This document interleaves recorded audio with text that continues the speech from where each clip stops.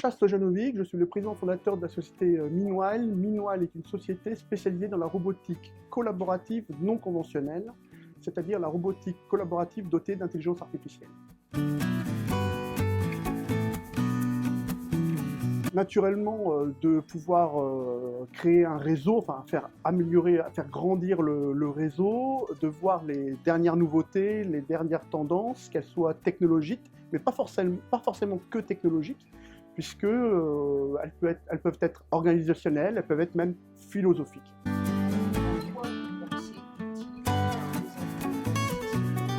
Présenter ce que fait Meanwhile à la concurrence, bon, ça peut toujours leur donner quelques idées et comprendre comment l'on fonctionne, quelles sont nos stratégies. Après, je me permettrai très simplement de citer Coco Chanel qui disait, me semble-t-il, prenez mes idées, j'en ai encore plein d'autres. Donc c'est plutôt un challenge, si vous voulez, de se challenger avec les uns, avec les autres, parce qu'il ne faut pas oublier tout de même que l'on vient un peu tous du même monde, du même moule, et que le but quand même de tout ça, c'est d'avancer, de faire avancer notre vision des choses.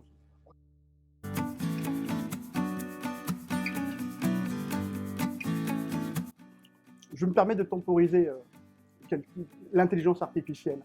Donc je vous parlais d'intelligence artificielle dans nos robots. Nous, communément, nous parlons soit d'intelligence artificielle contemporaine, parce que nous sommes un peu obligés de marketer quand même le sujet, mais techniquement, nous parlons d'algorithmes. Nous sommes très loin de ce qui, à l'époque, en 1950 et 1956, avait évoqué à l'époque Turing, Minsky, McCarthy, en évoquant le sujet de l'intelligence artificielle. Il faut remettre les choses dans leur contexte. Imaginez ce qu'était l'informatique il y a 70 années de cela, et où à l'époque, eux, ils pensaient qu'à un moment donné, on allait pouvoir créer une machine capable de penser comme l'être humain. On parle vraiment de penser. L'intelligence artificielle aujourd'hui qui est marketée, puisqu'on n'est pas du tout dans ce contexte-là, nous sommes dans des algorithmes qui aident à la décision. C'est-à-dire avoir une multitude de données et se dire qu'au bout d'un moment, nous ne sommes pas capables de faire un choix, puisque le choix est obligatoirement éclairé et avec des données exhaustives. C'est une aide à la décision. Je n'ai pas toutes les données, mais au bout d'un moment, je dois prendre une décision et j'espère prendre la meilleure décision. Et pour cela, je fais appel aux algorithmes.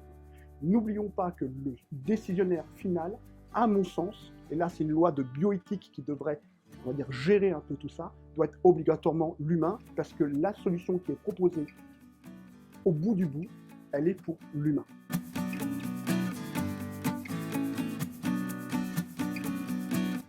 La relation, à mon sens, lorsque vous vous adressez à une personne, c'est une personne qui doit s'adresser. Regardez bien comment ça se passe lorsque vous avez des guichets automatiques à la SNCF, lorsque vous payez l'autoroute de manière automatique, maintenant vous n'avez plus le guichet, vous avez perdu du contact. Par contre, effectivement, il faut toujours mettre ça en opposition à est-ce que finalement vous améliorez la qualité de vie de certaines personnes.